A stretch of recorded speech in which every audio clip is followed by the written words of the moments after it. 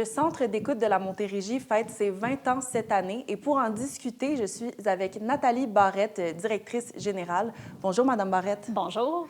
Donc, 20 ans cette année pour le Centre d'écoute. Quand vous regardez le parcours, qu'est-ce qui vous rend le plus fier?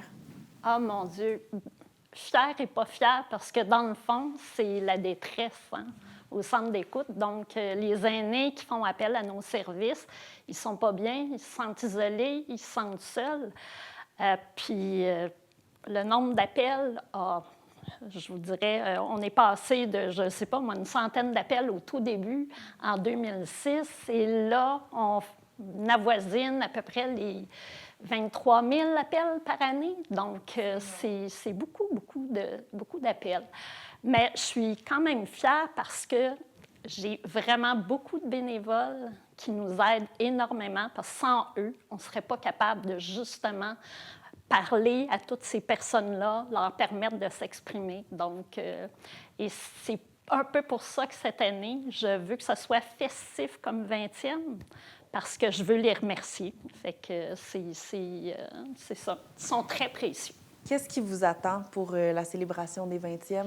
Bien, on a commencé par une formation qu'on a donnée au mois d'avril à nos bénévoles, encore sur l'écoute active, parce que c'est la base au niveau de l'écoute. Donc, pour reconnaître les signes aussi? Oui, tout à fait, mais surtout aussi pour savoir écouter, parce qu'il y a plusieurs personnes qui pensent qu'ils savent écouter.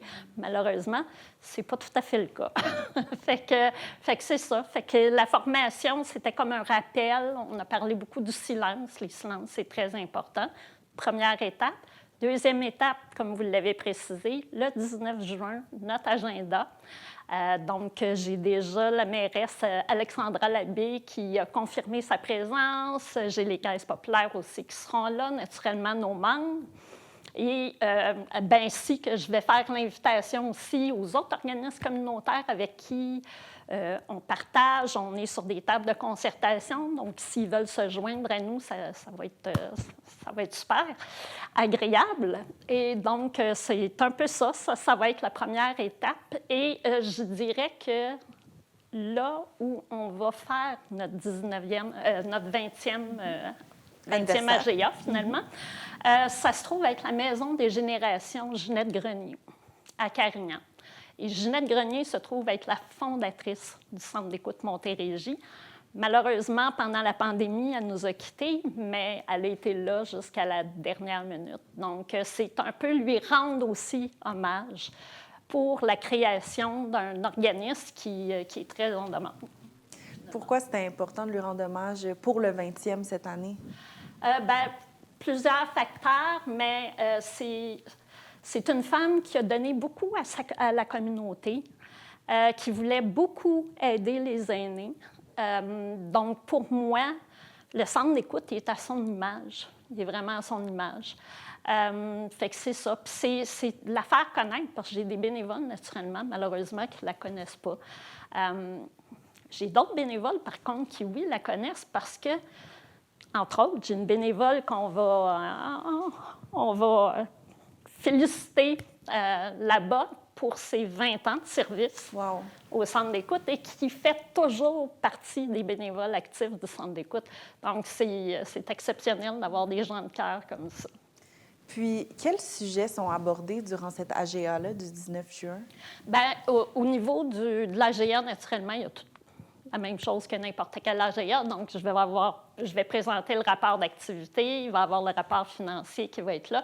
Et naturellement, il y a l'élection des administrateurs pour le conseil d'administration. Puis, ce qu'il y a en dehors de ça, c'est on va offrir un repas à nos bénévoles avant l'AGA. Donc, pour moi, on se prend un petit moment tous ensemble, l'équipe, les bénévoles. Puis après ça, il va y avoir un peu le côté un petit peu plus festif avec Alexandra Labbé qui va faire un discours qui va mettre en lumière aussi une autre bénévole qui nous a quittés malheureusement l'année dernière, qui s'appelle Gisèle Cadieux, qui, elle, était la cofondatrice du Centre d'écoute. Donc, c'est ça. Fait que faire l'hommage à des femmes de cœur qui ont donné beaucoup de leur temps, là, quand même, là, après presque 20 ans du centre d'écoute, c'est quand même pas rien. Là. Donc, de ce que je comprends, ça va être une célébration quand même très lourde de sens cette année.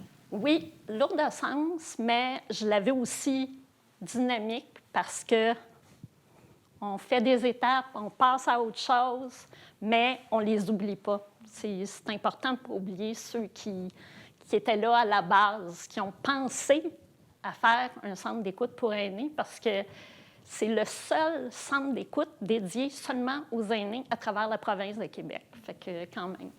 Puis, pour ceux qui ne connaissaient pas le centre d'écoute de la Montérégie, puis qui ne comprennent pas nécessairement pourquoi c'est si important de l'avoir, vous aidez les gens de 50 ans et plus à se sortir de l'isolement ou la prévention de l'isolement. Tout à fait. Avez-vous des cas que vous pouvez nous expliquer que vous avez aidé vraiment? Ah, mon Dieu, oui, plusieurs cas. On a des gens qui... Parce que la solitude, ça peut mener à différentes choses, on ne se le cache pas, des problèmes de santé mentale, etc., etc. Et il y a du monde aussi qui ont souffert de maltraitance et qu'on a accompagné là-dedans jusqu'à temps qu'ils finissent par dénoncer et puissent passer à autre chose. Donc, souvent, les gens vont me dire, j'ai un monsieur l'autre jour qui m'a appelé puis qui voulait nous remercier tous les bénévoles pour l'écoute qu'on faisait. Puis il n'arrêtait pas de me dire, vous ne savez pas comment vous êtes précieux. Ça fait 6 ans que je reçois vos appels à chaque semaine. J'ai tout le temps un bénévole différent qui m'appelle, mais vous m'accompagnez dans ce que je vis sans jugement. Fait que c'est vraiment ça. C'est de l'accompagnement qu'on fait. Donc oui, on aide les gens en les accompagnant. On ne les prend pas par la main. C'est pas nous qui va dire « vous en allez là ». C'est vraiment eux qui vont décider. Fait que c'est ça. Mais nous, on va être là tout le long du cheminement. Ils ont besoin d'une ressource. Ils ont besoin on va leur donner c'est quoi la ressource qui peut les aider. Fait que...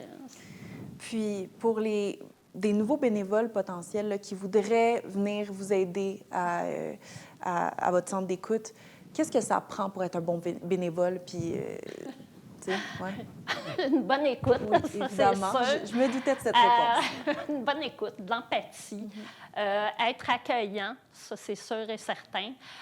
Être prêt à suivre la formation à l'écoute active, parce que, comme je l'ai dit, nos bénévoles ont tous une formation, donc puis c'est une formation quand même assez grosse. On parle au moins de 6 heures de formation. Et après ça, la supervision à l'écoute, parce qu'ils ne sont pas laissés comme ça. Fait que c'est un peu ce qu'on fait. Si les personnes qui nous écoutent sont intéressées, ils n'ont seulement qu'à appeler au centre d'écoute ou encore, ils vont sur notre site Internet. On a une page qui est « Être écoutant » et là, ils peuvent remplir le formulaire. Puis une fois que je reçois le formulaire, bien, je les rappelle pour prendre rendez-vous avec eux. L'autre étape aussi, il ne faut pas oublier, qui est très importante, c'est la recherche d'antécédents judiciaires. Donc, ça, c'est fait avec tous les bénévoles qui rentrent chez nous, y compris les employés. Fait que tout le monde est trié. Puis, en terminant, Mme Barrette, qu'est-ce qu'on vous souhaite pour les 20 prochaines années au centre d'écoute? J'aurais le goût de vous dire moins de détresse, moins de solitude, mais bon, bien ça, c'est pas moi qui va le décider. Sinon, d'être capable de continuer à offrir ces services-là à la population vieillissante, parce qu'il ne faut pas se le cacher, en 2030, à peu près 2031, on va arriver à excusez-moi l'anglicisme, mais un pic au niveau de la population aînée. Donc, ça va être vraiment un gros bassin de la population qui va être là. Fait que j'ai toujours besoin de ressources, toujours besoin de bénévoles et malheureusement, tout le temps besoin d'argent. Ça, on ne s'en sort pas. Donc, ceux qui veulent faire des dons, entre autres, bien, allez sur notre site Internet, il y a un petit bouton « Faire un don ». C'est très apprécié. Mais c'est important de le mentionner. Et puis, merci beaucoup, Mme Barrette. Bon 20 ans au centre d'écoute et à vos bénévoles aussi. Et merci beaucoup pour ce que vous faites pour toutes les personnes de 50 ans et plus. Un gros merci. Merci à vous. Merci beaucoup.